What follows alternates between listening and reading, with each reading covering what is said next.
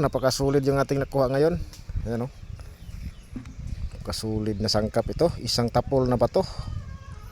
Tapol. Ayan o. Tinabas ko. Tapol tiyawang ilalim mo. Ayan. Napakaganda mga kanter. Magandang sangkap nito. Ito ay panguntra sa mga usog-usog. Napakaganda. Buti nakita ko pa to.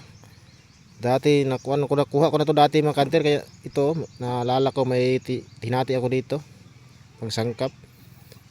Buti may natira pa pala. Nakita ko. Ano? Napakasulit talaga. Napakabigat siya mga kanter. Isang tapol na bato. Ang bihira oh. Itong isa mga kanter para siyang buto. Ayan. Sa mga kanter oh. Ano kayang klaseng bato to mga kanter? Ang gaganda.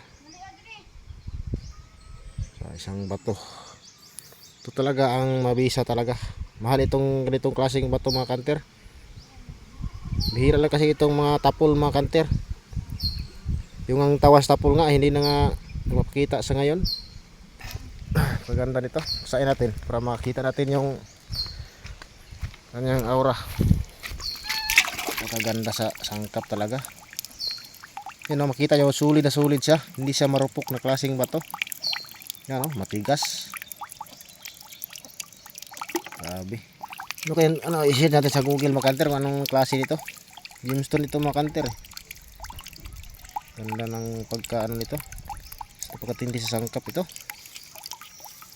Pwede rin siyang gawing pendant ng singsing or kwintas. Yan o, sulit o. Oh, nilalim o. Sulit yan. Sulit. Tapol.